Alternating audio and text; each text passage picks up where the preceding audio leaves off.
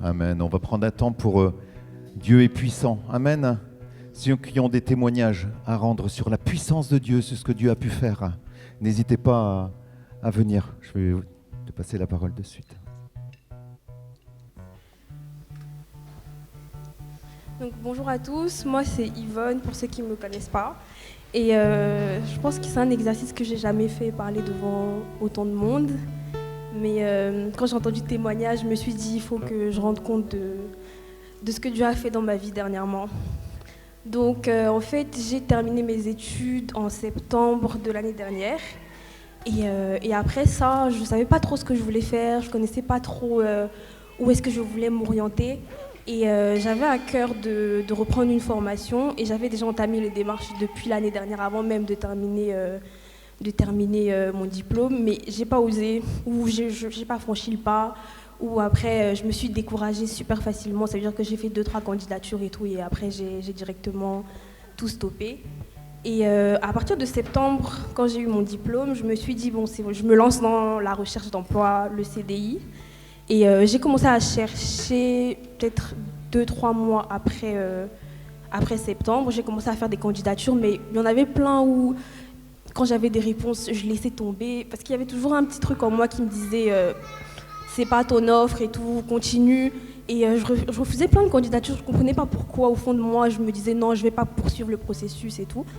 Et je me souviens, pendant la soirée louange, je pense que c'était en mars 2028, 2025, du coup, je me souviens, on était là, on a prié avec Marian et Narcy, et on priait pour l'ouverture de postes et tout, pour l'ouverture professionnelle, et je me souviens, Marian m'a dit que dès que je vais trouver quelque chose, je vais trouver ma voie, je vais venir témoigner, et du coup c'est ce que je fais. La semaine qui a suivi, j'ai eu une première réponse de candidature et je devais commencer la semaine qui suivait. Donc directement, j'ai enchaîné, je suis partie à Lyon, c'était un CDI. Je ne voulais pas l'accepter, je ne sais pas pourquoi, mais je ne voulais pas l'accepter. Il y a quelque chose qui m'a dit, vas-y et tout, accepte. Et dès que j'ai commencé le CDI, je pense que j'ai même pas fait 2 semaines. Et il y a 2 candidatures en alternance qui ont commencé à m'appeler pour faire des entretiens.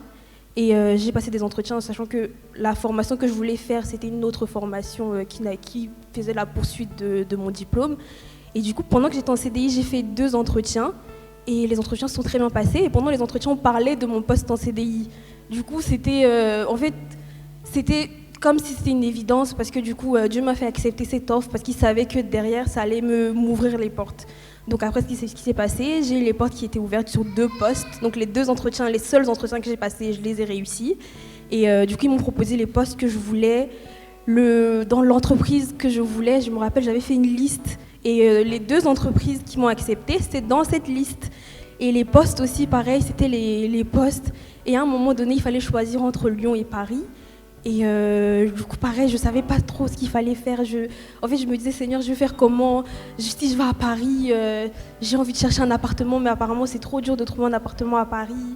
Et tout ça, j'étais vraiment perdue. Et je me suis rendu compte que tout le long, le Seigneur a tellement ouvert les portes que j'ai trouvé un appartement à Paris en 3 semaines. Un appartement qui était dans mon budget, un appartement qui était vraiment celui que je voulais. Et après, je me suis rendu compte que franchement, c'est incroyable ce qui s'est passé, parce que j'avais pas d'école quand j'ai eu mes offres d'entreprise. Et au final, j'ai trouvé une école qui était dans le top 5, je pense, des meilleures écoles de commerce, alors que le délai était déjà passé. Et franchement, je me suis dit, c'est incroyable, parce que tout le long, j'avais l'impression qu'il y avait une force qui me poussait à faire des choses et je ne comprenais pas certains choix que j'ai fini par comprendre aujourd'hui. Et hier, d'ailleurs, Ariel m'a posé la question, mais tu ne stresses pas pour Paris et tout, parce que c'est une nouvelle vie, j'ai jamais vécu dans une grande ville. Et après, je lui ai dit, bizarrement, non, je ne stresse pas, parce que j'ai l'impression que, je sais que c'est Dieu qui agit et qui me porte. Et je le remercie vraiment et je veux témoigner que c'est vraiment un Dieu puissant et qui agit, même quand on ne sait pas, pourquoi les choses se font, même quand parfois on a l'impression que les choses ne se passent pas comme on veut. En fait, tout ce qui se passe, c'est écrit, c'est son plan. Et voilà, je voulais le remercier pour tout ce qu'il a fait.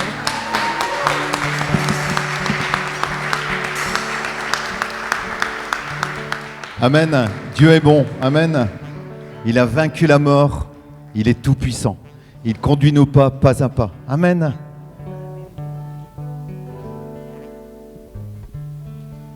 Bonjour à tous, c'est la première fois que je viens devant vous pour vous parler, mais je viens aussi témoigner de ce que Dieu il a fait pour moi.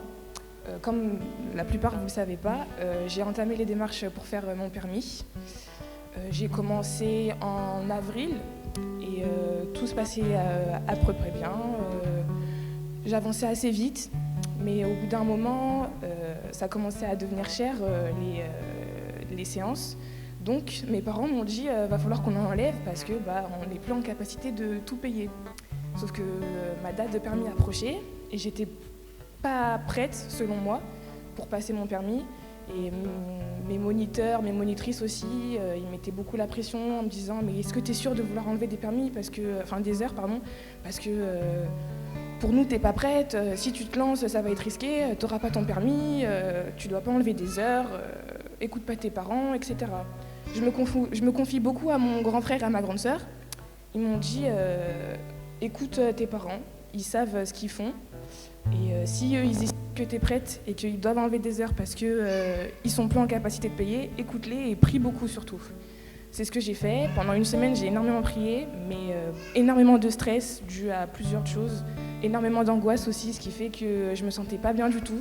Et le jour J, j'étais très très très stressée. Je me suis dit, je vais y aller et je vais pas l'avoir. Je vais le louper. Et j'ai passé mon permis vendredi matin. J'ai eu les résultats hier et j'ai eu mon permis. Amen. Dans nos vies, il n'y a pas de petites choses que Dieu ne peut pas faire. Il s'est occupé des grandes choses, il s'est occupé du salut de l'humanité, il s'est occupé de mon salut éternel. C'était certainement la priorité des priorités dans ma vie, que Dieu me sauve de qui j'étais, de ce que j'étais. Mais même dans des petites choses.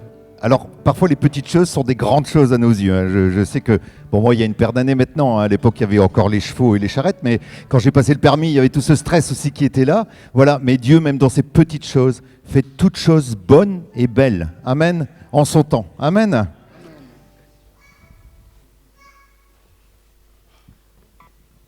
Bonjour à tous. Alors, je me présente, vous me connaissez déjà, Prisca, la femme de Gilbert. Alors, je viens rendre grâce à Dieu ce matin pour ses bienfaits dans ma vie. C'est un Dieu qui n'oublie pas ses enfants.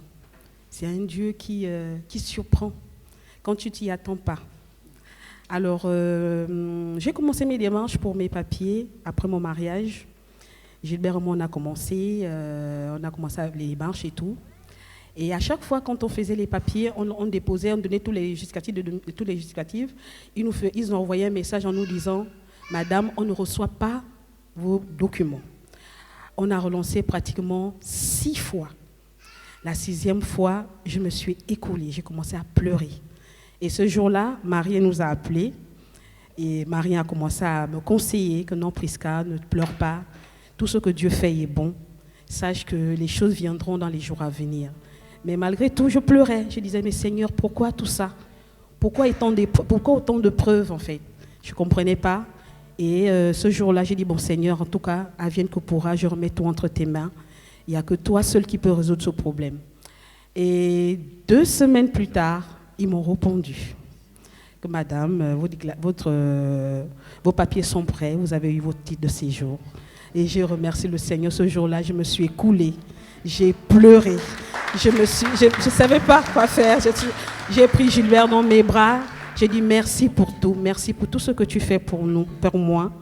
Et je remercie le Seigneur. J'ai dit Seigneur, qui est comme toi? Nul n'est comparable à toi. Tu es le Dieu par excellence. Il est le Dieu qui surprend. Et je rends grâce aujourd'hui. 2 mois après, j'ai reçu ma carte aujourd'hui. Je m'en titre de séjour. Je ne suis plus sans papier.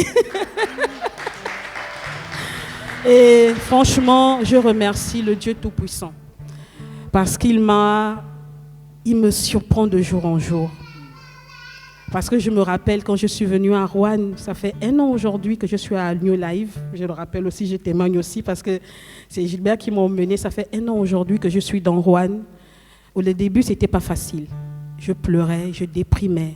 Je disais non, je veux repartir sur Paris. Je ne sais pas ce que je suis venue faire ici. J'ai tout laissé à Paris pour venir à Rouen.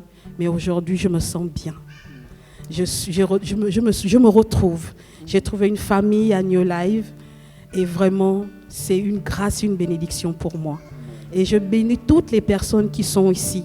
Je bénis cette église, je bénis cette ville de Roanne qui m'a accueilli avec amour, avec beaucoup de grâce. Et je remercie en particulier mon mari, Gilbert, pour tout ce que tu fais pour moi. Je te dis merci. Merci pour l'amour que tu me donnes. Merci pour le respect que tu m'apportes chaque jour. Et sache que je serai toujours là avec toi et je t'aime de tout mon cœur.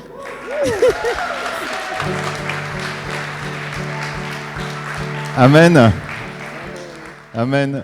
Voilà, c'est toujours des moments importants. Vous savez, on le dit souvent, New Life, alors c'est pas qu'on est meilleur que les autres, c'est pas ça, mais on souhaite être vraiment une église différente. Pas une église où on vient simplement le dimanche matin pour faire son devoir, on donne un petit peu son argent, et voilà, on a fait sa BA. Voilà, on est un bon chrétien et on ira au ciel. Non, de toute façon, on n'ira pas au ciel parce qu'on va à l'église, hein, soit dit en passant. Voilà, vous ceux qui y pensez, bah non, tant pis, il faut trouver un autre moyen. On vient vraiment ici parce qu'on a une famille. Et je crois que dans les témoignages qui sont rendus, c'est pas du temps qu'on perd, c'est pas du temps qui passe dans nos cultes, c'est important parce que déjà, vous savez, oralement, ce qu'on dit de négatif comme de positif, hein, les médecins le disent, quand on se dit « oh là là, j'ai mal au dos, j'en ai plein le dos, etc. » On finit par avoir mal au dos. Vous savez, c'est les choses qu'on se met dans le cerveau parfois. Mais quand on confesse devant Dieu, comme devant les hommes, ce que Dieu a fait pour nous, on marque les choses. On parlait de pierres tout à l'heure. On marque des pierres sur notre chemin en disant à cet endroit-là, parfois c'est des années après qu'on va se souvenir qu'on avait mis une pierre à cet endroit-là, ça a passé et il y a eu des difficultés, on ne s'en souvient pas. Et je crois que ce qui est important dans notre église, c'est que justement on est une famille. Quand l'un est plus fragile, quand l'un est près de tomber, les autres sont là pour soutenir. Par contre, une seule chose à faire, c'est de ne pas s'isoler, de ne pas se refermer comme une huître, de ne pas arrêter de venir pendant un certain temps. Hein. Ceux qui ont fait ça se reconnaîtront. Parfois, quand on ne va pas bien, on s'isole. Donc les autres ne peuvent pas savoir ce qui se passe. Mais parfois, un coup de téléphone, parfois un échange pendant une réunion de prière, à la fin d'un culte ou avant un culte, ces moments d'interstice qui sont importants. Il faut vraiment qu'on apprenne, mes frères et mes sœurs, à se soutenir les uns les autres. Vous savez qu'il y a un passage de la Bible que j'aime par-dessus tout. C'est Jésus est dans une maison où il y a du monde partout, c'est plat à craquer, il n'y a plus moyen d'entrer, ni par une fenêtre, ni par une porte.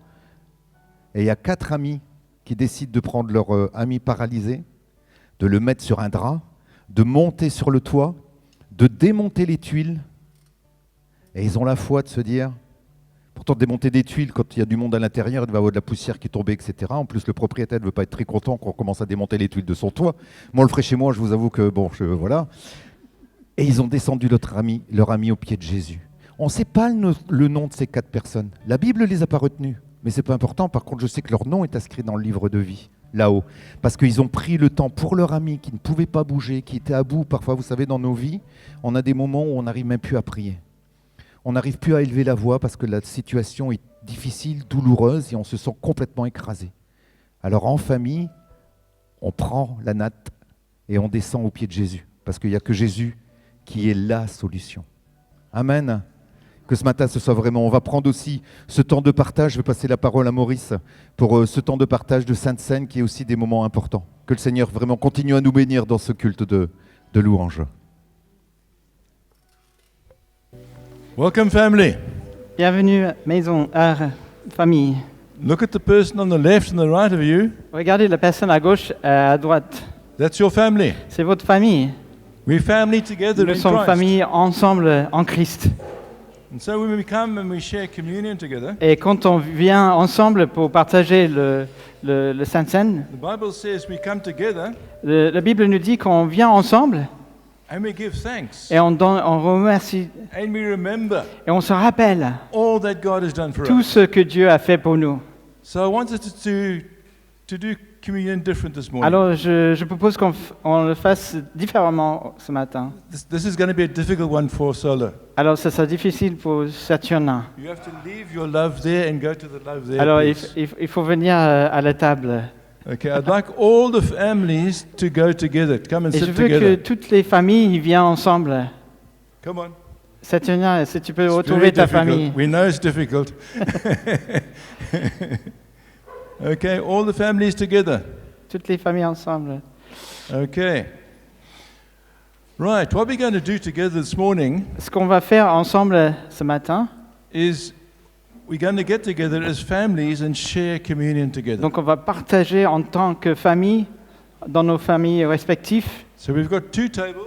Alors il y a 2 tables, There's one here une ici, là, and there's one there. et une vers Priscille derrière. And we'd like the families to go Et on aimerait que les familles and viennent get together in a group together. se retrouver en groupe. And I'd like the husband or the wife to share Et j'aimerais que les parents partagent, the cup and the bread de partager le pain et le vin with the family. avec la famille. Now I know some children don't normally participate. Je sais que des fois les enfants ne participent pas trop. This is a time to not to say you must give them to them, C'est pas pour dire qu'il faut les donner, but for you to share with them mais pour les partager, the amazing, cette incroyable glorious gloire, story histoire of the body du corps and the blood of Christ. et le sang de Jésus. So you are showing them, practicing Alors with tu them. le pratiques, tu le montres This is what it is. ce que c'est. This is what communion is. C'est ça le So Saint-Seine. it's a time of teaching Alors c'est un moment d'enseignement with the family. avec la famille. So I'd encourage you all the families to get together now. Donc je vous encourage chaque famille de s'assembler. Many here don't have their families. Et il y a beaucoup qui manquent la famille. So what I would ask you to do is to get together in 3s and 4s. Alors je vous demande de venir, de se trouver en 2, 3, 4, 3, 4 And make your own family of 3 and 4 et créer ta propre famille pour le Saint-Seine and share together. et partager ensemble. Pray for the bread and the Prie pour le wine. pain et le vin And with thanksgiving, et avec remerciement, thank God for what He has done merci for us. à Dieu pour tout ce qu'il a fait pour nous. So it's going to be a bit different. Alors c'est un peu différent. And you're going to share communion Alors with each c'est à vous de other. partager avec les autres. Okay. Ok. Now, all those that are sitting on this side and in the middle, Ceux qui sont sur le côté et au milieu, I'd like you to go to that si vous table. pouvez se diriger vers le table ici. And those down this side and the back, go Et to the ce back. côté et derrière, on se retrouve au fond. And I'd like you to, with thanksgiving, thank God. Et dans vos groupes, donc remercie Dieu avec remerciement As a family en tant que famille and as the new little family you've et created with les friends. petites nouvelles familles entre amis. Now, visitors, Et Don't- les invités, just join with the others, you family with as well. ça rajoute aux équipes. Vous êtes famille aussi. Okay. So I'd ask you to start moving towards the tables. Dirigez vers les tables. And once you've got the bread and the wine, Et quand vous l'avez dans les mains, each group then share chaque together. groupe peut commencer à partager un remerciement, à prier ensemble.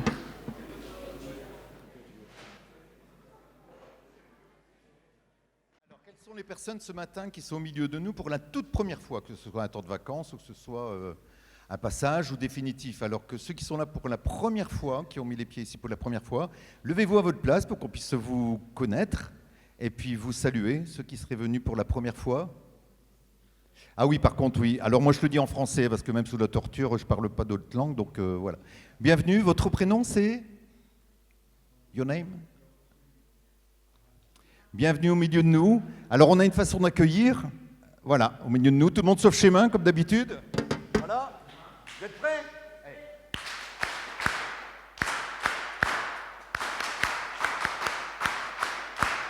Bienvenue. Welcome. C'est les deux mots que je sais dire en anglais, hein, voilà, j'ai fait le tour. Hein, ça, ah ouais. Voilà. J'aimerais aussi passer la parole à mon frère qui voudrait nous présenter un livre qu'il va mettre à disposition. Petit rappel, hein, vous verrez dans le fond de la salle, il y a plusieurs étagères avec des livres, soit des livres qui doivent être achetés, soit des livres que vous pouvez emprunter. Alors par contre, je vous demande, comme dans toute bibliothèque, quand vous empruntez un livre, vous ne le gardez pas pendant 6 mois, ça veut dire que vous ne l'avez pas lu de toute façon, donc vous le ramenez. Ça ne sert à rien, ce n'est pas là pour empêcher la poussière sur la table de nuit, c'est là pour être lu, un livre. Voilà, donc n'hésitez pas à emprunter, à ramener, et puis voilà, que ça puisse nourrir notre foi. Bonjour. Oui, j'amène un livre donc à emprunter sur la création. Donc le but C'est écrit par des scientifiques francophones évangéliques. Le but de ce livre, c'est de sortir du piège où le monde athée nous met, dans le sens où, vu que il y a l'évolution, donc c'est preuve que Dieu n'existe pas, et ainsi de suite. Et il y a l'autre piège où la culture chrétienne nous dit que, effectivement, ces gens-là ont raison. Donc, vu qu'il y a un mode créatif, évolutif, donc c'est faux. Donc, voilà, si on croit à ça, c'est qu'on ne croit pas en Dieu. Donc, on est condamné par ces deux groupes à prendre une position. Et c'est pas... Voilà. Et le but aussi de ce livre, c'est par rapport aux parents, aux enfants, aux étudiants, et aussi à ceux qui travaillent dans le domaine de la biologie, parce qu'ils emploient ces choses tout le temps, de pouvoir se positionner et de ne pas fonctionner dans la schizophrénie. Voilà.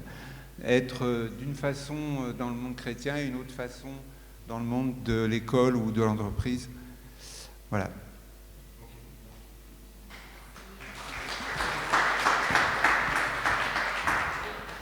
Et dernier... Oh là. Oui, ça c'est parce que, vous savez, un micro, c'est comme une glace. Si vous ne le mettez pas près de votre bouche, on ne vous entend pas. Voilà, donc quand vous parlez au micro, c'est pas bénitier, voilà, c'est un micro. Voilà, donc on le met à cet endroit-là et comme ça on nous entend, ça évite que ça crie après. Un dernier point avant de passer la parole à mon frère Rémi pour le temps de prédication. J'aimerais ce matin, alors on le fait rarement, mais on a dit qu'on était une famille, j'aimerais qu'on puisse mettre à l'honneur une personne. Alors on l'a déjà fait, mais vraiment une personne qui est chère à mon cœur et elle le sait très bien. Hier, c'était son anniversaire à mon frère Marien. Oh, ah là là, je l'ai pris en traître, il n'est pas prévenu. Viens mon frère. Voilà, il vient de fêter ses 25 ans, donc voilà, que le Seigneur vraiment puisse continuer à le bénir pour ce qu'il fait au niveau de l'Église, pour tout l'investissement qu'il a, pour les formations qui vont se mettre en place. Que le Seigneur le bénisse, lui, sa famille. Et puis une bonne nouvelle aussi, parce que tout le travail a été fait en grande partie par Marien. Vous savez qu'en France, on est obligé d'avoir deux associations, une association culturelle et une association cultuelle. Ça a été des batailles administratives pendant des mois et des mois. On a perdu nos papiers, c'était pas les bons, il fallait refaire. Et puis là, depuis maintenant une semaine, c'est ça, on a été... Donc c'est bon, on est habilité en tant qu'association culturelle et culturelle. Donc merci Maria pour ton travail. Merci mon frère. Et bon anniversaire. Donc n'hésitez pas à lui faire des bisous avant de repartir ce midi. Et avant de passer la parole à Rémi, si vous souhaitez avoir d'autres informations, on vous a parlé de groupe de vie, peut-être que vous vous dites, mais moi je ne suis pas encore dans une cellule, dans un groupe de vie. Rapprochez-vous des responsables, de Paul, de Marien, pour qu'on vous donne les informations qu'il faut, pour que dans une semaine sur deux, vous puissiez vous intégrer dans un groupe de vie. C'est des temps qui sont bénis et importants, parce que c'est en plus petit groupe, on est parfois plus à l'aise pour partager quand on est 4, 5, 6, 7, plutôt que quand on est une cinquantaine en église. Donc n'hésitez pas, et ça permet aussi dans la semaine de pouvoir se voir et d'avoir des liens. Voilà.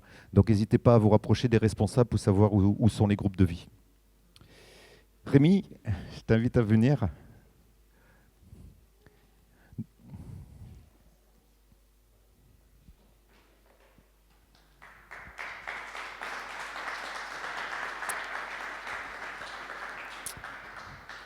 Seigneur, nous voulons ce matin être attentifs à ta parole, à ce que tu as mis sur le cœur de notre frère. Nous savons que ta parole est bénie déjà, et notre frère est béni. Ce que nous voulons, c'est que nos cœurs soient bénis et attentifs, que ça puisse tomber dans une bonne terre, là où les graines vont produire 10, 100, 50, Seigneur, tout ce que tu prévois pour chacun d'entre nous. C'est le souhait de notre cœur maintenant, Seigneur. Amen. Bonjour à toutes et à tous. Si on doit donner ou redonner un nom à cette église, je l'appellerai l'église de la symbiose ou l'église de la concorde. Ou alors, je ne sais quoi dire parce que depuis le mois de février, il y a beaucoup de symbiose entre ce qui se passe à l'église et le message qui est préparé avant. La seule personne avec qui j'ai parlé cette semaine, le message, c'est Paul. Mais Paul croit connaître le titre, mais hier après-midi, j'ai changé. Je me suis dit, je parlerai d'autre chose. Parce que quand on voit la progression de tout ce qui a été dit depuis février jusqu'à maintenant, je pense qu'on va clore un chapitre. Et j'ai dit que je parlerai des exploits avec Dieu. Et ce mot est sorti à plusieurs reprises. Ne soyez pas étonnés qu'il y a des choses qui soient dites déjà depuis ce matin, que j'ai entendues dans la bouche des intervenants des uns et des autres. Dieu m'a dit ce matin que j'allais être bref. Je parlais peut-être 2 à 5 minutes. Mais je dirai l'essentiel de ce qui a été dit depuis un certain temps. Nous allons lire dans Somme 60. Somme chapitre 60, le verset 12. On lira le verset 11 un peu plus tard, mais plutôt le verset 12.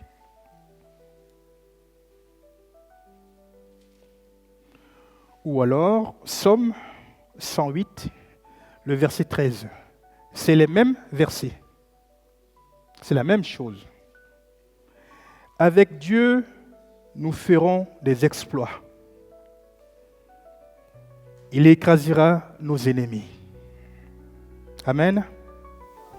Avec Dieu, nous ferons des exploits et il écrasera nos ennemis. Le 6 avril, je l'avais rappelé il y a 2 semaines, déjà, je parlais du temps des épreuves. Et j'ai trouvé qu'il manquait quelque chose à la fin de mon message. J'ai voulu parler de la persévérance, le 27 juillet, pour compléter ce qui avait été déjà dit par d'autres, par Paul la semaine dernière, qui nous a rappelé les armures du chrétien, la ceinture, le cuirasse, les chaussures, le bouclier, le casque et l'épée. Mais tout ça pourquoi ? Pour faire des exploits avec le Seigneur. Qui n'a jamais rêvé d'accomplir des exploits dans sa vie ? Même pour des petites choses. Nous tous, nous voulons bien faire. Nous voulons réussir dans la vie. Pour nous, pour notre famille, pour notre communauté, pour tout le monde. Et c'est ce que Franck nous disait il y a 2 semaines. Si on voulait faire que ce que nous avons envie de faire, notre volonté, on serait peut-être, moi personnellement, président de la République déjà. On aimerait avoir des succès dans la vie. David, qui a rédigé la plus grande partie des psaumes, n'a jamais rêvé de faire de grandes choses dans sa vie. Mais il est allé de succès en succès, dans tous les domaines de sa vie. Parce que David n'a jamais douté de son Dieu. Tout enfant de Dieu désire dominer les obstacles de la vie. Mais pour cela, il doit adopter une nouvelle dimension dans sa vie de tous les jours, dans sa marche avec le Seigneur. Ce verset, je l'ai scindé en 2. La première des choses, c'est avec Dieu. Avec Dieu. Si vous me permettez de faire un peu de sémantique, si on avait inversé la proposition principale en disant « nous ferons des exploits avec Dieu », on aura perdu la substance même de la phrase, la profondeur de la phrase. Parce qu'en fait, ce qui apparaît ici en premier, c'est « avec Dieu, nous ferons des exploits ». Ce n'est pas le contraire. Nous ferons des exploits avec Dieu. Il ne s'agit pas de nous. Il s'agit plutôt de Dieu. S'appuyer sur Dieu est le seul but de David. Parce que vous savez qu'aussi dans la Bible, l'un des noms de Dieu, c'est fidèle. N'est-ce pas? Dieu est fidèle. Parce qu'on peut compter sur lui à tout moment. Mais avant le verset 13, le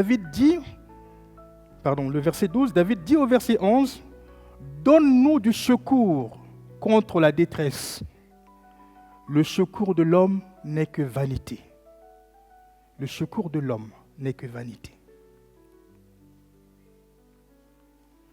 Dans la vie de David, il a eu pleinement confiance en Dieu. Avec Dieu signifie aussi qu'on ne peut pas utiliser d'autres moyens. On ne peut pas arriver à des résultats avec d'autres moyens.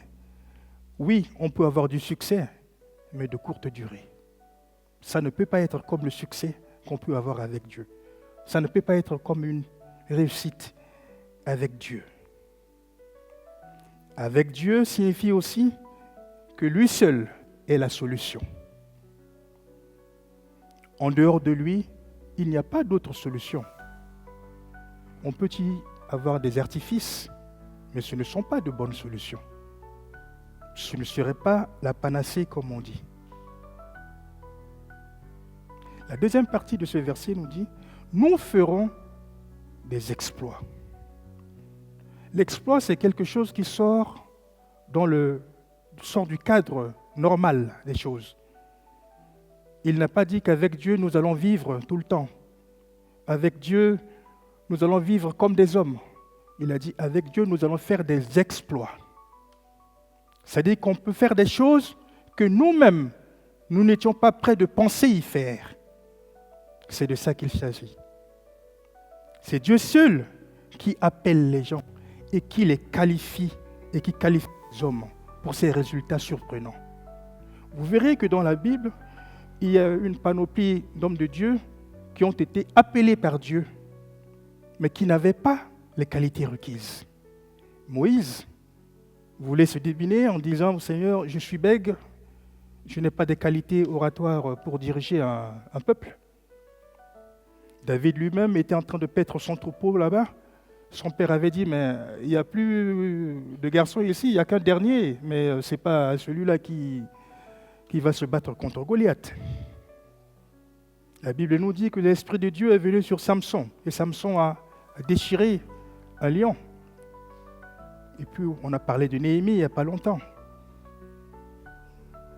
On pourrait bien grossir la liste. Mais sans l'aide de Dieu, l'exploit ne saurait être possible.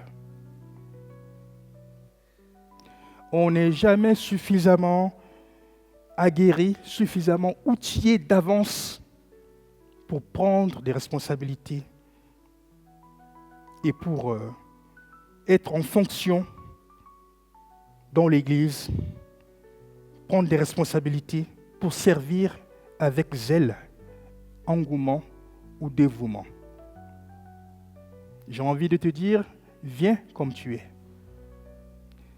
C'est Dieu qui va te doter de ces moyens pour que tu fasses des exploits avec lui. Ça ne viendra jamais de toi.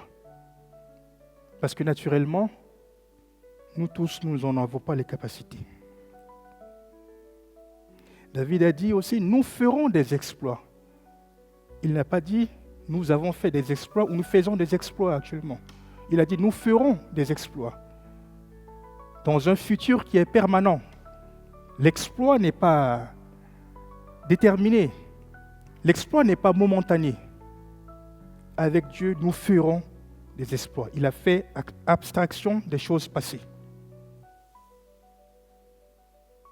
Dieu fera la même chose dans nos vies, à condition de lui laisser la place qu'il faut dans notre vie. Et puis, il y a une dernière chose dans ce verset. Il écrasera nos ennemis. La Bible nous dit, si Dieu est avec nous, qui sera contre nous? Et nos ennemis sont partout, on l'a dit il y a 2 semaines. Les Tobija et les Sambalat sont partout. Mais nos ennemis ne sont pas que physiques. Nos ennemis peuvent être les maladies. Ils peuvent être la peur des échecs, bien sûr, les inquiétudes, la culpabilité, tout ce qui est angoisse. Tout ce qui est obstacle dans notre marche avec Dieu est un ennemi. Et si nous faisons équipe avec Dieu, aucun de ces obstacles, aucune de ces forteresses ne se maintiendra devant nous. Parce que Dieu combattra à notre place. Chers bien-aimés, si nous désirons avoir des succès dans nos réalisations, une chose est sûre, c'est que nous devons nous appuyer sur Dieu et lui seul. On doit compter sur lui, parce qu'il est fidèle. N'oublions pas, exploit veut dire quelque chose qui sort de l'ordinaire. Ce n'est pas tout ce que nous faisons tous les jours, ça, ce ne sont pas des exploits. Mais il ne suffit pas de le dire, il faut le vivre. Il faudrait que les enfants de Dieu le vivent. La médecine fait des exploits, la science fait des exploits, les nouvelles technologies font des exploits, mais c'est souvent avec les enfants de Dieu que nous pensons ne pas pouvoir avoir des exploits avec le Seigneur. Parce que nous mettons des restrictions dans notre vie, dans notre champ d'action avec le Seigneur. Il y a des qualités que nous devons développer pour avoir des exploits avec le Seigneur. David recherchait continuellement la présence de Dieu, la face de Dieu. Même lorsqu'il péchait, il ne se détournait pas de ses péchés. Bien au contraire, il venait devant Dieu et il lui dit, ne me rejette pas. Loin de ta face, ne te détourne pas de moi. Ne me rejette point loin de ta face et ne m'enlève pas ton Esprit Saint. Oui, la culpabilité nous ronge très souvent et ça nous empêche d'avoir des exploits avec Dieu. Il faudrait que nous venions devant Dieu en reconnaissant nos fautes et en lui demandant de ne pas nous rejeter. Proverbe 3, versets 5 à 6 nous dit « Confie-toi en l'Éternel de tout ton cœur et ne t'appuie pas sur ta sagesse. Et reconnais-le dans toutes tes voies et il aplanira tes sentiers. » L'une des qualités de David aussi, c'est la justice et l'intégrité. Il y a quelques semaines, Franck nous parlait de l'intégrité. Il nous disait que c'est pendant notre traversée de désert que Dieu nous forme. David avait la crainte de Dieu. Malgré les hauts et les bas de sa vie, il avait franchement la crainte de Dieu. Et c'est ce qui lui faisait aller d'exploit en exploit. Et la Bible dit même que David est l'homme selon le cœur de Dieu. Parce qu'il persévère dans la justice et dans l'intégrité. David ne comptait pas sur les hommes. Troisième qualité. Il avait la confiance totale en Dieu. Il le dit, le secours de l'homme n'est que vanité. Et Jérémie 7,7 nous dit aussi, maudit soit celui qui se confie en l'homme. La Bible dit aussi, béni soit celui qui se confie en l'Éternel. La confiance en Dieu, c'est d'abord le genou fléchi tous les soirs. Avant d'appeler Marien, avant d'appeler Paul, la confiance en Dieu, c'est d'abord le genou fléchi. Je ne dis pas qu'il ne faut pas appeler Marien, mais je dis tout simplement qu'avant d'appeler Marien, nous devons avoir une extrême confiance en Dieu. Toutes les batailles, tous les exploits se gagnent les genoux fléchis. Ça ne peut pas être autrement devant Dieu. Après, la Bible ne nous interdit pas de prier entre frères et sœurs et de partager nos peines et nos soucis et de prier ensemble parce que la prière du juste fait de grands exploits aussi.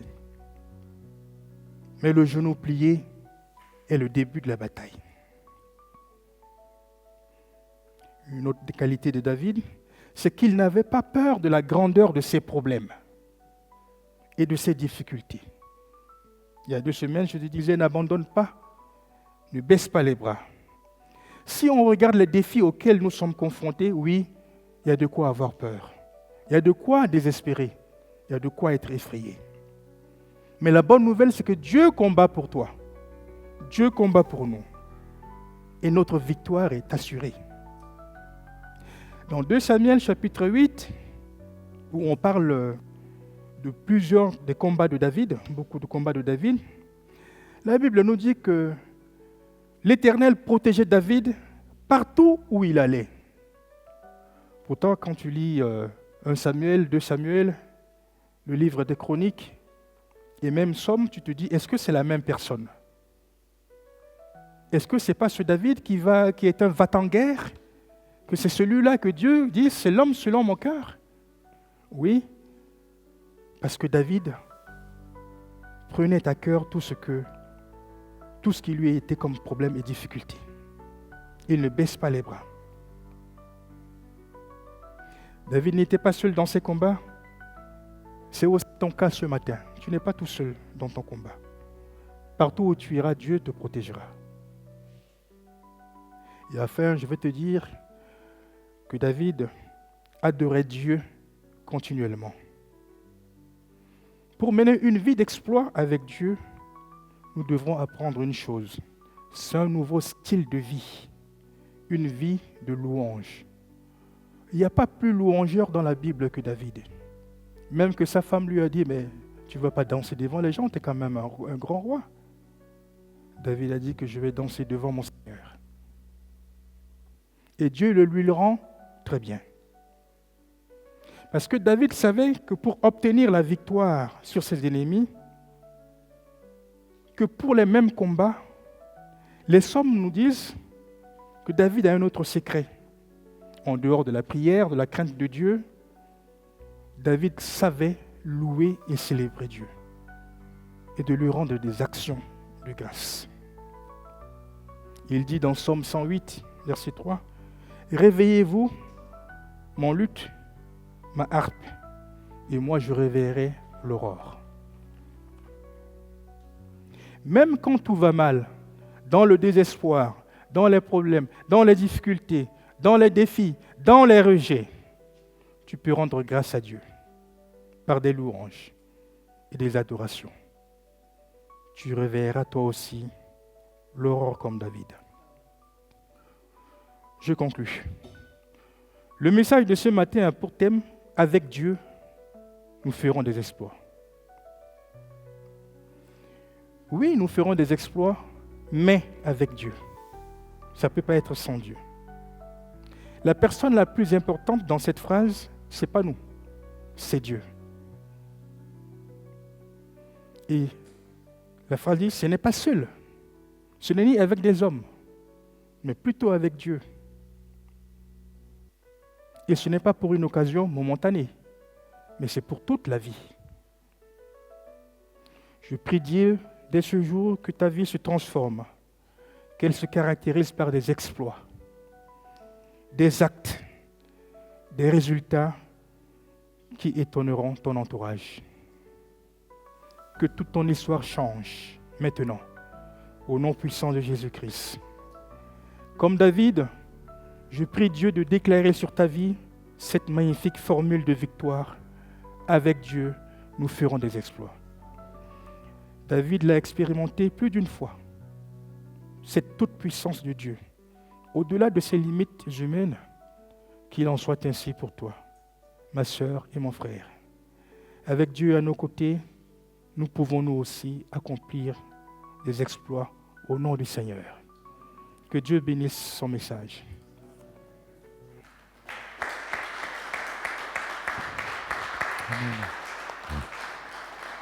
Amen. Un, deux. J'aimerais que notre culte va bientôt se terminer, mais j'aimerais qu'on prenne vraiment un temps pour prendre ce dernier chant qui nous dit « Les cieux proclament ». Parce que tout ce qui a été dit ce matin, moi je suis toujours enthousiasmé de savoir que David a vécu toute cette vie avec Dieu, alors que c'est l'Ancien Testament, alors que le Saint-Esprit n'était pas donné en permanence, que Jésus n'avait pas encore donné sa vie.